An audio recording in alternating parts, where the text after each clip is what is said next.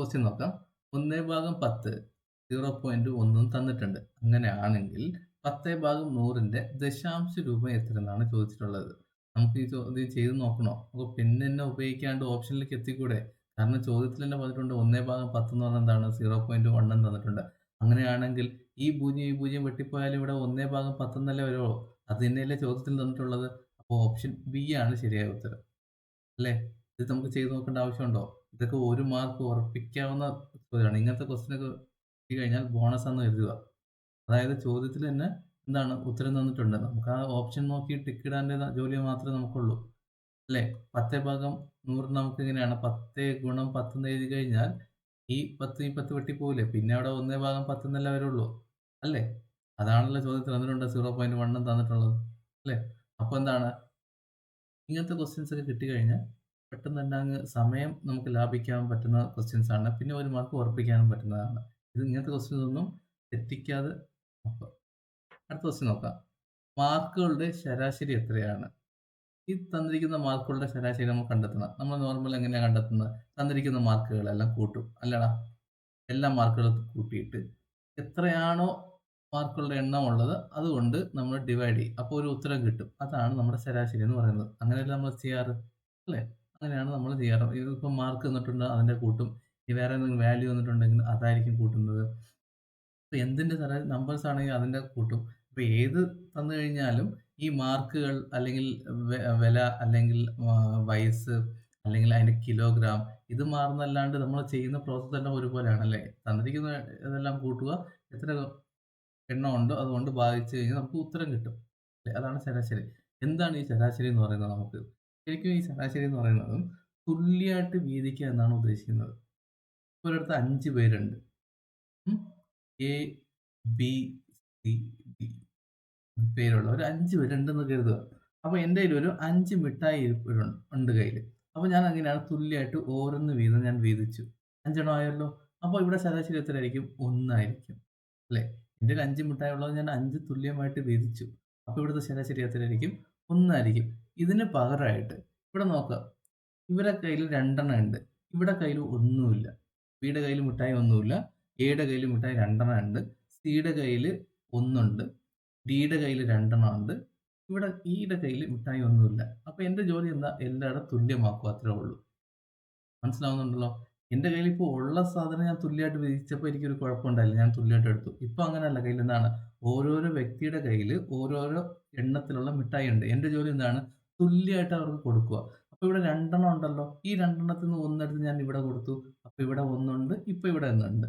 സിക്ക് 1 ഉണ്ട്. കുഴപ്പമില്ല. ഡിക്ക് 2 ഉണ്ടല്ലേ. ഞാൻ 1 എടുത്ത് ഇക്ക് കൊടുത്തു. അപ്പൊ ഇവിടെ തുല്യമായല്ലോ. അപ്പൊ ഞാൻ എന്താ ചെയ്തത്? ഓരോരുത്തരുടെ കയ്യിൽ നിന്ന് കൂടുതലുള്ളതെടുത്ത് ഇല്ലാത്തവർക്ക് ഞാൻ കൊടുത്തു. തുല്യതാക്കാൻ വേണ്ടിയിട്ട്. അല്ലേ? നിങ്ങളുടെ ഈ ശരാശരി ഇവിടെ ഇങ്ങനെ കാണാൻ പറഞ്ഞാൽ എങ്ങനെ ശരാശരി കാണും? ഇതെല്ലാം തമ്മിൽ കൂട്ടും അല്ലേ? ഈ 2, 2, 4, 1, 5. 5 കൊണ്ട് കൂട്ടും. എത്ര പേരുണ്ട്? 5 പേരുണ്ട്. 5 പേര് ഞാൻ ഡിവൈഡ് ചെയ്ത് കഴിഞ്ഞാൽ 1 കിട്ടി. അപ്പോൾ ഓരോന്നാണ്. ഇതാണ് എന്റെ ശരാശരി എന്ന് പറയുന്നത്. മനസ്സിലായോ? നമ്മൾ എന്താ ചെയ്യുന്നത്? ശരാശരി എന്ന് പറഞ്ഞാൽ തുല്യത ആക്കുക എന്ന് മാത്രമേ ഉള്ളൂ കൺസെപ്റ്റ്. ഈ ഒരു കൺസെപ്റ്റ് മനസ്സിലായാൽ നമുക്കിങ്ങനെ കൂട്ടി കുറയ്ക്കണമെന്ന് നിൽക്കണ്ട. കൂട്ടിയിട്ട് ഭാഗിക്കണമെന്ന് നിൽക്കണ്ട. നമുക്ക് പെട്ടെന്ന് തന്നെ ഉത്തരത്തിലങ്ങ് എത്താം. ഇതിപ്പോ ഏജിന്റെ ഇപ്പം ഒരു ക്ലാസ് റൂമിൽ ഒരു ക്വസ്റ്റ്യൻ വരാറില്ലേ? അതായത് ഒരു ടീച്ചേഴ്സിന്റെ ഇത്രയായിരുന്നു വെയിറ്റ്, അത് പോയി ഇത്ര വെയിറ്റ് വന്നു. ഇതെല്ലാം നമുക്ക് ഈ കൺസെപ്റ്റ് ഉപയോഗിക്കാം. അതായത് നമുക്കെന്താണ് തുല്യത കൊടുക്കുക, തുല്യത ആക്കുക. അതാണ് നമ്മുടെ ജോലി. തുല്യത ആക്കി നമുക്ക് ഉത്തരം കിട്ടി. ഓക്കെ അല്ലേ? നമുക്ക് അങ്ങനെ ഈ ഒരു ചോദ്യം ചെയ്താലോ? നമുക്ക് ഇതുപോലെ തന്നെ ഈ ഒരു ചോദ്യം ചെയ്താലോ? നമ്മുടേത് എന്താണ്? നമുക്കിതിന് എന്താണ് ശരാശരി കാണുന്നത്. ഞാൻ ഓപ്ഷനിലുള്ള ഈ 32 എടുത്തു. ഈ 32 ഇവിടെ ഉണ്ട്. അപ്പൊ ഇവിടെ മാറ്റണ്ട. ഇവിടെ 42 ഇവിടെ എത്രയാണ് കൂടുതലുള്ളത്? 10 കൂടുതലുണ്ട്. ഇവിടെ എത്രയാണ്? 32ൽ എത്താൻ വേണ്ടിയിട്ട് 10 കുറവുണ്ട്. അപ്പൊ ഞാൻ ഈ 10 ഇവിടെ കൊടുത്തു. അപ്പൊ ഇത്രയും 32 ആയേ. ഇത് 32 ആയി, ഇത് 32 ആയി, ഇത് 32 ആയി അല്ലേ? ഇവിടെ എത്രയാണ്? 32 ആണ് വേണ്ടത്. ഇവിടെ 62 ഉണ്ട്. ആ 30 ഇവിടെ കൂടുതലുണ്ട്. പ്ലസ് ഉണ്ട്. ഇവിടെ 20 കൂടുതലുണ്ട്. പ്ലസ് ഉണ്ടല്ലേ? അപ്പൊ ഇത്ര ലൈൻ എനിക്ക് ഓക്കെ ആണ്. അപ്പൊ ഇത് മാത്രം ഓക്കെ അല്ല. ഇവിടെ അത്ര 50 കൂടുതലുണ്ട് എനിക്കിപ്പോ. ഞാൻ ഈ 50 അല്ലേ എന്റെയിൽ ഇപ്പം കൂടുതലുള്ളത് അല്ലേ? അപ്പൊ ഈ 32 അല്ലാന്ന് എനിക്ക് മനസ്സിലായല്ലോ ഉത്തരം. 32 എടുത്തു കഴിഞ്ഞാൽ എല്ലായിടത്തും തുല്യത കൊടുക്കാൻ പറ്റില്ല. എനിക്ക് മനസ്സിലായി 50 ആണ്. ഈ 50 അല്ലേ കൂടുതല്? ഈ 50 ഞാൻ തുല്യമായിട്ട് കൊടുത്തു. 50 തുല്യമായിട്ട് കൊടുക്കുമ്പോൾ എന്താണ്? 5 പേരുണ്ട്. എല്ലാവർക്കും 10, 10 കൊടുത്തു കഴിഞ്ഞാൽ എന്താണ്? എനിക്ക് കിട്ടും എത്രയാ? 42 എന്ന് കിട്ടും. അപ്പോൾ ഉത്തരം എത്രയായിരിക്കും? 42 ഓപ്ഷനുള്ള ഡി ആയിരിക്കും ഓപ്ഷൻ. ഇത് ആദ്യമായിട്ട് കേൾക്കുമ്പോൾ ചിലപ്പോൾ ഒരു കൺഫ്യൂഷൻ ഉണ്ടാവും. അപ്പോൾ ആ കൺസെപ്റ്റ് ഒന്ന് മനസ്സിലാക്കി കഴിഞ്ഞാൽ ഓക്കെയാണ്. നമ്മളെന്താണ് തുല്യത ആക്കാനാണ് നമ്മുടെ ജോലി അല്ലേ? അല്ലെങ്കിൽ നോർമൽ രീതിയിൽ നിങ്ങളെല്ലാം കൂട്ടുക, 5 കൊണ്ട് ഡിവൈഡ് ചെയ്യുക. കൂട്ടി ഈ ഡിവൈഡ് ചെയ്യുന്ന കാലം സിമ്പിളാണ് നമുക്ക് ഇങ്ങനെ കണ്ടുപിടിച്ച് കഴിഞ്ഞാൽ. ഒരു ഓപ്ഷനിലുള്ളത് നമ്മൾ പിക്ക് ചെയ്യുക, അത് തുല്യതാക്കാൻ നോക്കുക. അല്ലാതെ നമ്മൾ പഠിച്ചിട്ടുണ്ടല്ലേ, ഇതിനെ ഓർഡറിൽ എഴുതുക. 22, 32, 42, പിന്നെ 52, 62 ഇങ്ങനെ എണ്ണൽ സംഖ്യയാണെങ്കിൽ നമ്മളെന്താണ് നടുക്കുള്ള സംഖ്യ ഉത്തരമായിട്ട് എടുക്കും. അല്ലേ? അങ്ങനെയുള്ള നമ്മൾ പറഞ്ഞില്ലേ, അല്ല നടുക്കിൽ 2 സംഖ്യ ഉണ്ടെങ്കിൽ ആ 2 സംഖ്യ തമ്മിൽ കൂട്ടുക. ആ 2 സംഖ്യകൾ കൂട്ടി 2 കൊണ്ട് ഭാഗിച്ചാൽ ഉത്തരം കിട്ടും. അല്ലേ? ഇത് എല്ലായിടത്തും നടക്കില്ലല്ലോ. അല്ലേ? റെഗുലർ എണ്ണസംഖ്യയിൽ മാത്രമല്ലേ അത് നടക്കുള്ളൂ. അപ്പോൾ നോർമൽ രീതിയിൽ അതാണ് തുല്യതാക്കാൻ നിങ്ങൾ ശ്രമിക്കാവുന്നത്. തന്നിരിക്കുന്നതിൽ. ഇവിടെ ഞാൻ ഇതിപ്പോൾ ഓർഡർ തന്നെ എഴുതി വെച്ചു. 22, 32, 42, 52, 62 അല്ലേ? ഇങ്ങനെയല്ലേ നമ്മൾ ഓർഡറിൽ എഴുതുന്നത്. നമുക്ക് ഓപ്ഷൻ ഉണ്ടാവുമല്ലോ അല്ലേ? ഈ ഓപ്ഷനിൽ നമുക്കിവിടെ നോക്കുമ്പോൾ തന്നെ മനസ്സിലാവണം. 32 ഞാൻ ഇവിടെ എടുക്കുകയാണ്. അപ്പോൾ 32 എടുത്തു കഴിഞ്ഞാൽ ഇവിടെ 20 കൂടുതലുണ്ട്. ഇവിടെ 30 കൂടുതലുണ്ട്. അപ്പോൾ എന്തായാലും 32 ആവില്ല എന്ന് എൻ്റെ മനസ്സിൽ വന്നു. അപ്പം സി എന്തായാലും വരില്ല. 20 എന്തായാലും വരില്ല. അപ്പോൾ ഇവിടെ 42, 52 മാത്രമേ കൺഫ്യൂഷൻ ഉള്ളൂ. ഞാൻ 42 എടുക്കണം. ഇവിടെ 42 ഇപ്പോൾ ഉണ്ട്. അപ്പോൾ ഇവിടെ എന്താണ് 10 കൂടുതലാണ്. ഇവിടെ ഞാനൊരു പ്ലസ് ഇട്ടു. ഇവിടെ എത്രയാണ്? 42 കൂടുതലാണ്. പ്ലസ് 20 ഇട്ടു ഞാൻ. അപ്പോൾ ഇവിടെ പ്ലസ് 20ഉം പ്ലസ് 10ഉം ഉണ്ട് എൻ്റെ കയ്യിൽ. ഇവിടെ 42 കിട്ടാൻ വേണ്ടി 10 കൊടുക്കണം. അപ്പോൾ ഞാൻ ഈ 10 ഞാൻ ഇവിടെ കൊടുത്തു. അപ്പോൾ ഇവിടെ ഓക്കെയാണ്. ഇവിടെ 20 കൊടുത്തു കഴിഞ്ഞാൽ ഇതും ഓക്കെയാണ്. അപ്പോൾ എനിക്ക് തുല്യമായിട്ട് കിട്ടി. അല്ലേ? അപ്പോൾ ഓപ്ഷൻ ഡി ആയിരിക്കും ഉത്തരം. നമുക്ക് ഇതുപോലെ ശരാശരി അടുത്ത ക്വസ്റ്റ്യൻസ് വരുമ്പോൾ നമുക്ക് ഈ മെത്തേഡിൽ ഇങ്ങനെ ചെയ്ത് നോക്കാം. അപ്പം അത് ഓക്കെ ആവും. ഇങ്ങനെ ചെയ്ത് നോക്കിയാൽ നമുക്ക് കുറേ സമയം ലാഭിക്കാം. ചെയ്ത് നോക്കി അതായത് ഇതെല്ലാം കൂട്ടിയിട്ട് 5 കൊണ്ട് ഡിവൈഡ് ചെയ്യുമ്പം കാൽക്കുലേഷൻ മിസ്റ്റേക്ക് വരില്ല. പിന്നെ അവിടെ കൂട്ടാനും കുറയ്ക്കുമ്പോൾ നമ്മൾ എവിടെയെങ്കിലും കൂട്ടുന്നിടത്ത് എവിടെയെങ്കിലും ഒരു സംഖ്യ നമുക്ക് മിസ്സായി കഴിഞ്ഞാൽ ഉത്തരം തെറ്റായിരിക്കും. അപ്പോൾ ആ രീതിയിൽ വരാണ്ട് നമുക്ക് നോക്കാം. ഇത് ആദ്യമായിട്ട് ചെയ്യുന്നതുകൊണ്ടാട്ടോ ഇത്ര ഒരു ലെന്തി അല്ലെങ്കിൽ ഒരു കൺഫ്യൂഷൻ പോലെ വരുന്നുണ്ടാവും ചിലവർക്കെങ്കിലും. പക്ഷെ അത് ചെയ്ത് പ്രാക്ടീസ് ആകുമ്പോഴത്തേക്കും അത് ഓക്കെ ആവും.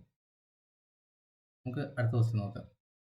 1/2 പ്ലസ് 3/4 മൈനസ് 1ന്റെ വില എത്ര എന്നാണ് ചോദിച്ചിരിക്കുന്നത്. അല്ലേ? ഇവിടെ നോക്കണം. 1/2 എന്ന് പറഞ്ഞാൽ എത്രയാണ്? അരയാണ്. അര ഈ 3/4 എന്ന് പറയുന്നത് മുക്കാലാണ് അല്ലേ? 1 കുറയ്ക്കുക. അര പ്ലസ് മുക്കാല് എത്രയാണ്? അര അധികം മുക്കാൽ എന്ന് പറയുമ്പോൾ 1/4. 1/4 ന്ന് 1 പോയാൽ എത്രയായിരിക്കും? കാലായിരിക്കും. കാല് ഈ ഓപ്ഷൻ ചെയ്ത് നോക്കേണ്ട ആവശ്യമുണ്ടോ ഇത്? നോക്കണോ? അതായത് 1/2 എന്ന് പറഞ്ഞാൽ നമുക്കെന്താണ്? അരയാണെന്നറിയാം. അരയിൽ നിന്നും 3/4 എന്ന് പറയുന്നത് എത്രയാണ്? മുക്കാലാണെന്നറിയാം. ഇത് രണ്ടെന്ന് പറയുന്നത് എത്രയെന്നാണ്? 1/4 അതിന്റെ മൈനസ് എത്രയാണ്? 1 ആണ്. 1/4 ന്ന് 1 പോയാൽ എത്രയാണ്? കാലാണ്. അതാണ് ഇവിടെ ഓപ്ഷനിൽ ഉള്ളത്. സി. അല്ലാണ്ട് എങ്ങനെയാ ചെയ്യുക? ആദ്യം നമ്മൾ 1/2, 3/4 ഇത് ക്രോസ് ചെയ്യും അല്ലേ? ക്രോസ് ചെയ്ത് ഗുണിക്കുക. ആദ്യം 1 ഗുണം 4 ഇവിടെ സിമ്പിൾ എത്രയാണ്? പ്ലസ് ആണ്. അധികം കൊടുത്തു. 3 ഗുണം 2 ചെയ്തു. ഓൾ ഡിവൈഡ് ബൈ താഴെ എത്രയാണ്? 2 ഉണ്ട് 4 ഉണ്ട്. 2 ഗുണം 4. ഇവിടെ മൈനസ് 1 ഉണ്ട് കേട്ടോ. അപ്പോൾ ഇവിടെ ഞാൻ കാൽക്കുലേറ്റ് ചെയ്യുന്നു. 4 ഗുണം 1 എന്ന് പറഞ്ഞാൽ 4, 3 ഗുണം 2 എന്ന് പറഞ്ഞാൽ 6. താഴെ എത്രയാണുള്ളത്? 2 ഗുണം 4 എന്ന് പറഞ്ഞാൽ 8. അപ്പോൾ എനിക്ക് വീണ്ടും മുകളിൽ 10/8 വീണ്ടും മൈനസ് 1 എന്ന് കിട്ടി. വീണ്ടും താഴെ 1 സങ്കല്പിച്ച് വീണ്ടും നമ്മൾ ഈ ചെയ്ത പ്രോസസ്സ് തന്നെ വീണ്ടും റിപ്പീറ്റ് ചെയ്യണം. അപ്പോൾ 10 ഗുണം 1 മൈനസ് 8 ഡിവൈഡ് ബൈ 8 എന്ന് കിട്ടും. അപ്പോൾ 2 എനിക്ക് 8 എന്ന് കിട്ടി. ഈ രണ്ടും ഈ 8ൽ വെട്ടിപ്പോയി കഴിഞ്ഞാൽ 1/4 എന്ന് കിട്ടും. ഇത്രയും നമുക്ക് ചെയ്യേണ്ട ആവശ്യമുണ്ടോ? നമുക്ക് അറിയാം ഇത് അരയാണെന്ന് അറിയാം, ഇത് മുക്കാലാണെന്ന് അറിയാം അല്ലേ? അങ്ങനെയാണെങ്കിൽ ഇത് 1/4 മൈനസ് 1 എന്ന് പറയുമ്പോൾ കാലാണ് കിട്ടുക. ഓപ്ഷൻ സി ആണ് ശരിയായ ഉത്തരം. അടുത്ത ക്വസ്റ്റ്യൻ നോക്കാം. 15 പി പറയുന്നത് 3 ആണെന്ന് തന്നിട്ടുണ്ട്. അങ്ങനെയാണെങ്കിൽ പിയുടെ വാല്യൂ കണ്ടെത്തുക. എന്തായിക്കോട്ടെ ഈ പിയുടെ ഒരു വാല്യൂ എന്ന് പറയുന്നത് ഈ 15നെ കൊണ്ട് ഭാഗിച്ചു കഴിഞ്ഞാൽ 3 കിട്ടണം അല്ലേ? അതായത് ഒരു പൂർണ്ണസംഖ്യ കിട്ടണം. 45 കൊണ്ട് ഭാഗിച്ചാൽ പൂർണ്ണസംഖ്യ കിട്ടുമോ? അല്ല. 12 കൊണ്ട് ഭാഗിച്ചാൽ കിട്ടുമോ? അല്ല. 8 കൊണ്ട് ഭാഗിച്ചാൽ കിട്ടുമോ? ഇല്ല. ബാക്കി എത്ര എണ്ണമാണ്? ഒരു ഓപ്ഷനിലേ ഉള്ളൂ. 5 അല്ലേ? ഒരു ഓപ്ഷനിലേ ഉള്ളൂ. ഞാൻ ചോദിക്കുന്നത് സിമ്പിളാണ്. അതായത് ഈ പിയുടെ വാല്യൂ നമുക്ക് എന്തിട്ട് കഴിഞ്ഞാലും ഇതൊരു പൂർണ്ണമായിട്ട് ഇത് ഭാഗിച്ചു പോകണ്ടേ? ഭാഗിച്ചു പോയാലല്ലേ ഈ 3 എന്ന് പറഞ്ഞ സംഖ്യ കിട്ടുള്ളൂ അല്ലേ? ഈ പൂർണ്ണമായിട്ട് ഭാഗിക്കണമെങ്കിൽ 45 കൊണ്ട് പറ്റുമോ? ഇല്ല. അത് കൂടുതലാണ് അല്ലേ? 15 കൂടുതലാണ് 45 അപ്പോൾ പോയിന്റ് വരും. 12 വരോ? ഇല്ല. അതും പോയിന്റ് വരും. 8 വരോ? ഇല്ല. അതും പോയിന്റ് വരും. അപ്പോൾ 5 മാത്രമേ ഓപ്ഷനിലുള്ളൂ അല്ലേ? ഇത് അല്ലാണ്ട് സാധാരണ എങ്ങനെയാ ചെയ്യുക? ഇപ്പം ഓപ്ഷനിൽ വേറെ തന്നെ ഉണ്ടെന്ന് കരുതുക. പിയുടെ വാല്യൂ ഇങ്ങനെയാവണം. 3 കിട്ടണം അല്ലേ? പിയുടെ വാല്യൂ 3 കിട്ടാനുള്ള ചാൻസ് ഉള്ളത് എന്താണ്? 5 കൊണ്ട് ഡിവൈഡ് ചെയ്താൽ മാത്രമേ 3 കിട്ടുള്ളൂ അല്ലേ? അപ്പോൾ നമുക്ക് ഓപ്ഷനിൽ ഉണ്ട് ബി. അല്ലാണ്ട് കാൽക്കുലേഷൻ രീതിയിൽ എങ്ങനെയാ ചെയ്യുന്നത്? 15 divide by P equal to 3 അങ്ങനല്ലേ? ഈ ഇവിടെ 1 ഉണ്ടെന്ന് സങ്കല്പിക്കുക. ഇത് ക്രോസ് ചെയ്യുക. അപ്പോൾ 15 ഗുണം 1 3 ഗുണം പി എന്ന് കിട്ടും അല്ലേ? ഈ 3 ഞാൻ ഇവിടെ കൊണ്ടുവരും. അടുത്ത വരിയിൽ 3 ഡിവൈഡ് ബൈ 3 കിട്ടും ഈക്വൽ ടു പി. ഇത് കാൽക്കുലേറ്റ് ചെയ്യുന്നതാണ്. എനിക്ക് 5 എന്ന് കിട്ടും. അപ്പോൾ പി ഈക്വൽ ടു എത്രയാണ്? ഞാൻ കാൽക്കുലേഷൻ ചെയ്യുന്നു അല്ലേ? നമുക്കിവിടെ തന്നെ എന്താണ് പെട്ടെന്ന് ഓപ്ഷൻ നമുക്ക് നമ്മുടെ ജോലി എന്താണ് കുറച്ച് സമയം ലാഭിക്കുക. ഈ സമയം എന്താണ് ബാക്കിയുള്ള ക്വസ്റ്റ്യൻസ് കൊടുക്കുക. സിമ്പിളായിട്ട് ചെയ്യാൻ പറ്റുന്ന ക്വസ്റ്റ്യൻസ് ഒക്കെ എന്താണ് നമ്മളിങ്ങനെ സിമ്പിളായിട്ട് വരി ഒഴികെ പേന കാൽക്കുലേഷന് ഉപയോഗിക്കുന്നത് കുറച്ചുകൊണ്ട് നമുക്ക് ഉത്തരത്തിലെത്തുക. ക്വസ്റ്റ്യൻ നോക്കാം. ഒരു വരിയിൽ ദിയ മുന്നിൽ നിന്നും 8-മതും പിന്നിൽ നിന്നും 5-മതും ആണെങ്കിൽ ആ വരിയിൽ ആകെ എത്ര പേരുണ്ട്? നോക്കടാ, മുന്നിൽ പിന്നിലല്ലേ? ഇങ്ങനെ തന്നു കഴിഞ്ഞാൽ ആദ്യം ചെയ്യേണ്ടത് 8-മതും 5-മതല്ലേ? 8 + 5 ഒരു -1 കൊടുത്തു കഴിഞ്ഞാൽ നമ്മൾ ഉത്തരമായി അല്ലേ? 13 - 1 എന്ന് പറയുമ്പോൾ 12 ഓപ്ഷൻ എ ആണ്. ഇനി ഇതെങ്ങനെയാ ചെയ്യുന്നത്? ഇതിന്റെ കൺസെപ്റ്റ് ഞാൻ പറഞ്ഞുതരാം. ഇവിടെ ദിയ നിൽക്കുന്നു അല്ലേ? ദിയയുടെ മുന്നിൽ 8-മതാണ്. അപ്പം മുന്നിൽ നിന്നും 8-മതാണ് ദിയ നിൽക്കുന്നത്. അതിനർത്ഥം ഈ ദിയയ്ക്കും ഇതിനോടുള്ള ഗ്യാപ്പിൽ എത്ര പേരുണ്ടെന്നാണുള്ള 7 പേരുണ്ട് അല്ലേ? ദിയയോട് കൂട്ടിയല്ലേ 8 പേര്. ഇത് മുന്നിൽ നിന്ന് 8-മതാണ് ഈ ദിയ നിൽക്കുന്നത്. അങ്ങനെയാണെങ്കിൽ ഈ ദിയയുടെ മുന്നിൽ എത്ര പേരുണ്ട്? 7 പേരുണ്ട്. ദിയയുടെ കൂട്ടിയാണല്ലോ 8. ഇനി പിന്നിൽ നിന്ന് വരുമ്പോൾ എത്രയാണ് പറയുന്നത്? പിന്നിൽ നിന്നും 5-മത്. അതായത് ഇത് മൊത്തം 5. അതായത് ദിയയുടെ പിന്നിലുള്ളത് 4 പേരാണുള്ളത് അല്ലേ? വീണ്ടും നമ്മൾ ദിയയെ കൂട്ടൂലേ? അപ്പോൾ ദിയയെ 2 വട്ടം നമ്മൾ മുന്നിൽ നിന്ന് പിന്നിൽ നിന്ന് പറയുമ്പോൾ കൂട്ടുന്നു. അതിനാണ് നമ്മൾ ഇവിടെ എന്ത് ചെയ്യുന്നത്? ഒരാളെ കുറയ്ക്കുന്നത് അതുകൊണ്ടാണ്. ഇവിടെ ശരിക്കും ഇവിടെ ഇപ്പോൾ എത്രയാണ്? ദിയയുടെ മുന്നിൽ 7 പേരുണ്ട്. ദിയയുടെ പിന്നിൽ 4 പേരുണ്ട്. അപ്പം 4 7 എന്ന് പറയുന്നത് 11 ആണ്. 11 ദിയയുടെ കൂട്ടി 12 എന്ന് കിട്ടും. ഇതാണ് കൺസെപ്റ്റ് എന്ന് പറയുന്നത്. അപ്പോൾ നമ്മൾ എന്ത് ചെയ്യും?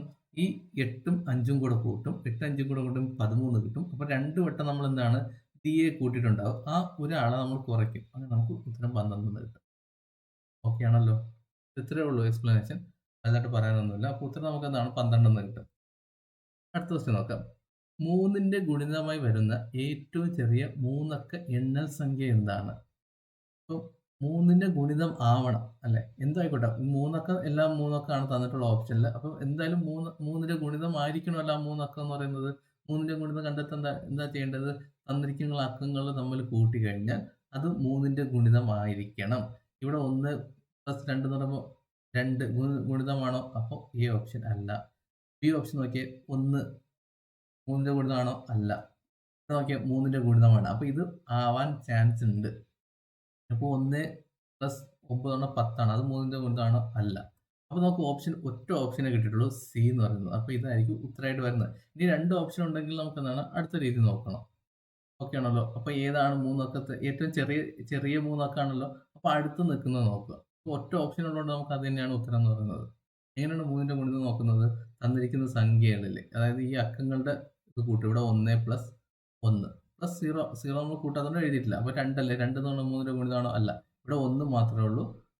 ബാക്കിയെല്ലാം 0 ആണ് അല്ലേ? അപ്പോൾ 1 എന്ന് പറയുന്നത് 3ന്റെ ഗുണിതമല്ല. ഇവിടെ എത്രയാണ്? 1 + 9 എന്ന് പറയുന്നത് 10 ആണല്ലേ? 10 3ന്റെ ഗുണിതമാണോ? അല്ല.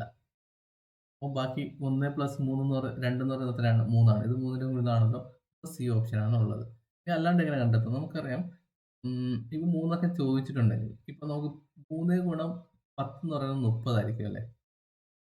നമുക്ക് 3 അക്കം എന്ന് പറയുന്നത് 100 ആണല്ലോ. ഏറ്റവും ചെറിയ സംഖ്യ എന്ന് പറയുന്നത് 3 അക്കത്തില്. അപ്പോൾ നമ്മൾ 100 എത്തിക്കണം. അപ്പോൾ 30 ആണെന്ന് നമുക്കറിയാം. 3ന്റെ ഗുണിതമാണെന്ന് അറിയാം.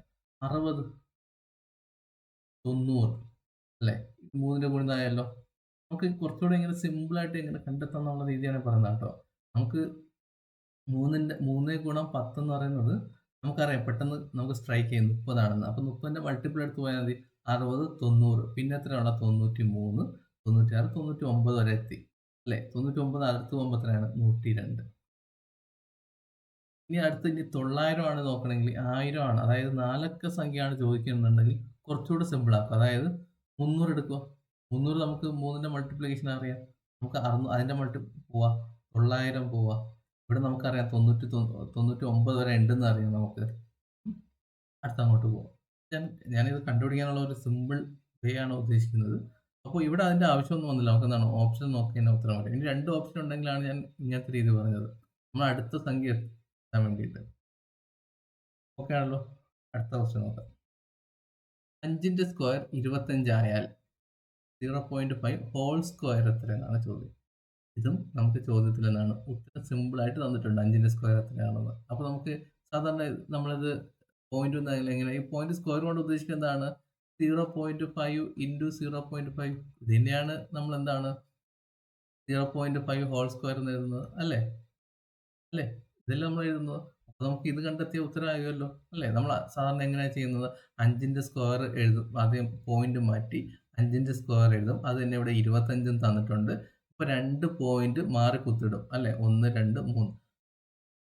ഇവിടെ പോയിന്റ് വരും. അപ്പൊ 0.25 എന്ന് വരും. അപ്പൊ ഉത്തരം ഡി ആണ് ശരിയായ ഉത്തരം. ഇവിടെ ഉത്തരം തന്നിട്ടുണ്ട്.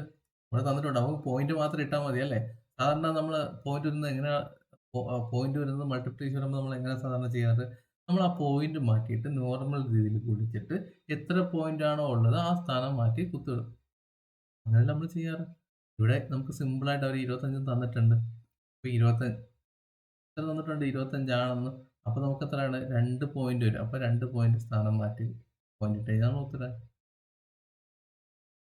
അടുത്ത ക്വസ്റ്റ്യൻ. 8 രൂപ കൂടി കിട്ടിയാൽ രാജുവിന് 100 രൂപ തികയുമായിരുന്നു എങ്കിൽ രാജുവിന്റെ കയ്യിൽ എത്ര രൂപയുണ്ടെന്നാണ് ചോദിച്ചിരിക്കുന്നത്. നമുക്ക് 100 രൂപയാണല്ലോ തികയേണ്ടത്. അപ്പോൾ ഓപ്ഷൻ എയും ഉണ്ടാവില്ല, സിയും ഉണ്ടാവില്ല. അല്ലേ? ഇനി 90 എടുക്കുകയാണെങ്കിൽ 90ൽ 8 കൂട്ടി കഴിഞ്ഞാൽ 98 അല്ലേ ആവുള്ളൂ. അപ്പോൾ അതുമല്ല. 92 ആണ് ശരിയായ ഉത്തരം. സിമ്പിൾ ചോദ്യമല്ലേ? ഇത് കൂട്ടിയാൽ മതി അല്ലേ? 8 രൂപ കൂടെ കൂട്ടിയാൽ രാജുവിന് 100 രൂപ തികയുമായിരുന്നു. എങ്കിൽ രാജുവിന്റെ കയ്യിൽ എത്ര രൂപയുണ്ട്? ഇപ്പൊ എത്രയാണ്? 92 ആണ്. 92ൽ 8 കൂട്ടിയാൽ എത്രയാണ്? 100 ആണ് വരും. പാറ്റേൺ നോക്കി പൂരിപ്പിക്കുക. ഇപ്പൊ തന്നിരിക്കുന്ന ഒരു പാറ്റേൺ ഉണ്ട്. അപ്പൊ അത് നോക്കി പൂരിപ്പിക്കണം. ഇവിടെ നോക്കാം. നമുക്ക് ഇവിടെ നോക്കുമ്പോൾ എനിക്ക് -1 ഇവിടെ വരുന്നു. ഇവിടെയും -1 ഇവിടെ -1. അപ്പൊ -1 കോമൺ ആണ്. അപ്പൊ അത് നമുക്ക് വേണ്ട. അത് നമുക്ക് നോക്കണ്ട. അപ്പൊ ഇവിടെ നോക്കിയാൽ മതി. ഇവിടെ എന്താ പ്രത്യേകത എന്ന്. 1 ഗുണം 3 ഇവിടെ 2ന്റെ സ്ക്വയർ തന്നിട്ടുണ്ടല്ലേ. ഇവിടെ പിന്നെ 2 ഗുണം 4 ഇവിടെ 3ന്റെ സ്ക്വയർ. 3 ഗുണം 5 4ന്റെ സ്ക്വയർ. അപ്പം ഞാൻ നോക്കുമ്പോൾ ഇവിടെ 3 ഉണ്ട്. ഇവിടെ 2 ഇവിടെ 3 ഉണ്ട്. 4 ഉണ്ട്. ഇവിടെ 3 ഇവിടെ 5 ഉണ്ട്. ഇവിടെ 4 ഉണ്ട്. അതായത് ഇതിന്ന് 1 കുറച്ചിട്ടാണ് അവർ സ്ക്വയർ ചെയ്തിരിക്കുന്നത്. 4ന്ന് 1 കുറച്ചിട്ടാണ് അവർ സ്ക്വയർ ചെയ്തിരിക്കുന്നത്. 5ന്ന് 1 കുറച്ചിട്ടാണ് സ്ക്വയർ ചെയ്തിരിക്കുന്നത്. അങ്ങനെയാണെങ്കിൽ 12ന്ന് 1 കുറയ്ക്കുമ്പോൾ എത്ര കിട്ടുക? 11ന്റെ സ്ക്വയർ അവിടെ വരണം. അല്ലേ? അങ്ങനെയല്ലേ ചെയ്തിരിക്കുന്നവര്. ഇവിടെ ഞാൻ നോക്കുമ്പോൾ 1, 2, 3 അതങ്ങനെ പോകുന്നുണ്ട്. അപ്പോൾ ഈ 1ഉം ഈ 2ഉം തമ്മിൽ അങ്ങനെ വരുന്നില്ല ബന്ധം. അപ്പം വേണമെങ്കിൽ എടുക്കാം കേട്ടോ. 1നെ 1 കൂട്ടി കഴിഞ്ഞാൽ 2 ആയി. 2ൽ നിന്ന് 1 കൂട്ടി കഴിഞ്ഞാൽ 3 ആയി. 3ൽ നിന്ന് 1 കൂട്ടി കഴിഞ്ഞാൽ 4 ആയി. അപ്പോൾ 10ൽ നിന്ന് 1 കൂട്ടി കഴിഞ്ഞാൽ നമുക്ക് ഒരു റിലേഷൻ കിട്ടി 11. അപ്പോൾ ഓപ്ഷൻ എ ആണ് ശരിയായ ഉത്തരം. ഇവിടെ നോക്കട്ടെ 3 ഗുണം 3 എന്ന് പറയുന്നത് 3 ആണ് അല്ലേ? 2ന്റെ സ്ക്വയർ എന്ന് പറയുന്നത് 4 മൈനസ് 1 അവിടെ 3. അതാണ് അത് ഈക്വൽ ആക്കിയിരിക്കുന്നു അവര്. അങ്ങനെയാണെങ്കിൽ ഇവിടെ എത്ര കിട്ടും? ഇവിടെ ഈക്വൽ ആക്കാൻ വേണ്ടി ശരിക്കും ഇത് എത്രയാണ്? 120 ആണ്. അല്ലേ? അപ്പോൾ നമുക്കിവിടെ 11ന്റെ സ്ക്വയർ എന്ന് പറയുന്നത് 121. നമ്മൾ അങ്ങനെ ചിന്തിച്ച് കഴിഞ്ഞാലും നമുക്ക് കിട്ടും കേട്ടോ. ഏതെങ്കിലും ഒരു റിലേഷൻ നമുക്ക് കണക്ട് ചെയ്യാൻ കിട്ടിയാൽ മതി. അടുത്ത ക്വസ്റ്റ്യൻ നോക്കാം. 15 സെന്റിമീറ്റർ നീളമുള്ള 8 സെന്റിമീറ്റർ വീതിയുമുള്ള ഒരു ചതുരത്തിന്റെ പരപ്പളവ് എത്രയാണ്? നമുക്ക് ചതുരത്തിന്റെ പരപ്പളവ് അറിയണം. അതിന്റെ ഇക്വേഷൻ അറിഞ്ഞിരിക്കണം. അല്ലേ? എന്താണ് ഈ ചതുരം എന്ന് പറയുന്നത്? എടാ 4 വശങ്ങൾ, 4 കോണുകൾ, 2 വികർണങ്ങളുള്ള ഒരു ഭുജത്തെ അല്ലെങ്കിൽ നമ്മള് ഷേപ്പിനെയാണ് നമ്മള് എന്താന്ന് പറയുന്നത്?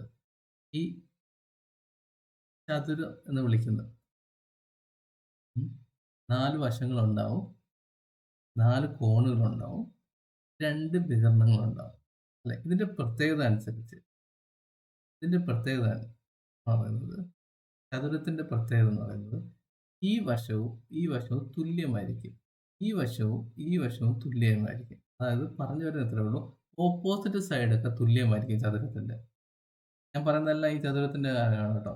നമുക്ക് ഈ ഭുജത്തിനൊക്കെ നമുക്ക് ഈ 4 വശവും 4 കോണുകളും 2 വികരണമുള്ളത് പല ടൈപ്പ് ഉണ്ട്. അതിൽ ഒരു ടൈപ്പാണ് ഈ ചതുരം എന്ന് പറയുന്നത്. പിന്നെ സമചതുരം വരാം. അല്ലേ? അപ്പൊ നമ്മൾ ഇതിനെ ദീർഘചതുരം അല്ലെങ്കിൽ ചതുരം എന്ന് വിളിക്കുന്നതാണ് ഈ സാധനം. ഇതിന്റെ പ്രത്യേകത എന്താണ്? ഈ വശങ്ങൾ അതായത് ഓപ്പോസിറ്റ് വശങ്ങൾ തുല്യമായിരിക്കും.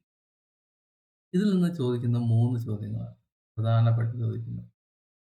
ബേസിക്കലായിട്ട് ചോദിക്കുന്ന 3 ചോദ്യമാണ്. ഒന്ന് ഇതിന്റെ ചുറ്റളവ് ചോദിക്കും. ഉം. രണ്ടാമത് വിസ്തീർണ്ണം അല്ലെങ്കിൽ പരപ്പളവ് എന്ന് പറയും. മൂന്നാമത് വികരണത്തിന്റെ നീളവും അല്ലെങ്കിൽ വികരണത്തിന്റെ നീളം തന്നിട്ട് ബാക്കിയുള്ള ചോദ്യം ചോദിക്കാം. മെയിനായിട്ട് ബേസിക് എന്ന് വരുന്നത് 3 ചോദ്യങ്ങളാണ്. നമുക്ക് ചുറ്റളവ് നോക്കാം. ഈ വശം നമുക്ക് അറിയാം. ഈ വശം അറിയാമെങ്കിൽ ഇത് ഓപ്പോസിറ്റ് തുല്യമായിരിക്കുമല്ലോ. ഈ വശം അറിയാം. അങ്ങനെയാണെങ്കിൽ ഈ വശം തുല്യമായിരിക്കും. അങ്ങനെ ചുറ്റളവ് എന്ന് പറയുമ്പോൾ ഈ 4 വശവും കൂട്ടി കഴിഞ്ഞാൽ നമുക്ക് ചുറ്റളവ് കിട്ടും. നിങ്ങൾക്ക് ഈ വശം എന്ത് പേരിട്ട് വിളിക്കാം കേട്ടോ. എന്ത് പേരിട്ടോ വിളിക്കാം. അങ്ങനെ ഇന്ന തന്നെ ഇടണമെന്നില്ല. നമുക്കിവിടെ നോർമൽ കൊടുക്കുന്നത് എൽ-ബി എന്ന് മാത്രമേ ഉള്ളൂ. അല്ല നിങ്ങൾക്ക് എ-ബി-സി-ഡി എന്ന് ഇടാം. നിങ്ങൾക്ക് ഇഷ്ടമുള്ള പേര് അവിടെ ഇടാം. ഒരു കുഴപ്പവുമില്ല. നമുക്കെന്താണ് ചുറ്റളവ് കിട്ടണം. ഞാനിപ്പോൾ ഇവിടെ എൽ എന്നും ഈ സൈഡിനെ ഞാൻ ബി എന്ന് വിളിച്ചു നിർത്തുക. അപ്പോൾ ഇത്രയും നീളം എൽ അല്ലേ? ഇത്രയും അപ്പോൾ എന്തായിരിക്കും? എൽ ആയിരിക്കണം. അത് ഓപ്പോസിറ്റ് സൈഡ് തുല്യമല്ലേ? ഇത് ബി ആണെങ്കിൽ ഇതും ബി ആയിരിക്കണം. കാരണം എന്താണ്? ഇത് തുല്യം ആയതുകൊണ്ട്. അപ്പോൾ ചുറ്റളവ് കണ്ടുപിടിക്കാൻ പറഞ്ഞാൽ നമ്മളങ്ങനെ എന്താ ചെയ്യുക? ഇത് എല്ലാം കൂടെ കൂട്ടി കഴിഞ്ഞാൽ നമുക്ക് ചുറ്റളവ് കിട്ടില്ലേ? അപ്പം മുകളിൽ നിന്ന് ഈ ഒരു എൽ ഞാൻ എടുത്തു. പ്ലസ് ഇവിടെ നിന്ന് ബിയുടെ വാല്യൂ എടുത്തു. പ്ലസ് ഇവിടെ വീണ്ടും എല്ലിന്റെ വാല്യൂ എടുത്തു. പ്ലസ് ഇവിടെ ബി. ഇത് 4 കൂടെ കൂട്ടിയാണെങ്കിൽ എന്താണ്? ചുറ്റളവ് കിട്ടും. ഈ എൽ 2 എൽ അല്ലേ? അപ്പോൾ 2 വട്ട എൽ. പ്ലസ് ഇവിടെ 2 ബി ഇല്ലേ? അപ്പോൾ 2 ബി. അപ്പോൾ ഈ 2 ഞാൻ കോമൺ ആയിട്ട് എടുത്തു. ഇതാണ് എൽ പ്ലസ് ബി എന്ന് പറഞ്ഞാൽ നിങ്ങൾ ഇക്വേഷൻ രൂപത്തിൽ പഠിക്കുന്നത്. ചുറ്റളവ് എന്ന് പറയുമ്പോൾ എന്താണ്? 2 ഗുണം എൽ പ്ലസ് ബി എന്ന് പറയുന്നത്. ഇത്രേ ഉള്ളൂ. ചുറ്റളവ് എന്ന് പറയുമ്പോൾ എല്ലാ വശങ്ങളും കൂടെ കൂട്ടിക്കഴിഞ്ഞാൽ ചുറ്റളവ് കിട്ടും. അപ്പോൾ 2 വട്ടം ഒരു സൈഡുണ്ട്. വീണ്ടും ഓപ്പോസിറ്റ് 2 വട്ടം ഉണ്ട്. അങ്ങനെ ചിന്തിച്ചാലും മതി. അപ്പോൾ ഇവിടെ 11 അല്ലേ? ഇവിടെ 8. അപ്പം രണ്ടും തുല്യമാണല്ലോ. അപ്പോൾ നമ്മൾ ഇതിന്റെ ചുറ്റളവ് കാണാൻ പറഞ്ഞാൽ നമ്മൾ എന്താണ്? 11 പ്ലസ് 8 കൊടുക്കും. ഇതിന്റെ ചുറ്റളവ് കിട്ടും. നമുക്കടുത്താണ് വിസ്തീർണ്ണം കാണാമെന്ന് പറഞ്ഞിട്ടുള്ളത് അല്ലേ? വിസ്തീർണ്ണം എന്നത് വശം ഗുണം 2 വശങ്ങൾ തമ്മിൽ ഗുണിച്ചു കഴിഞ്ഞാൽ നമുക്ക് അതിന്റെ വിസ്തീർണ്ണം കിട്ടും. അല്ലെങ്കിൽ പരപ്പളവ് കിട്ടും. അത് 2 വശങ്ങൾ ഗുണിച്ചു കഴിഞ്ഞാൽ നമുക്ക് എന്താണ്? അതിന്റെ വിസ്തീർണ്ണം കിട്ടും. ഇവിടുത്തെ ചോദ്യം അതാണ്.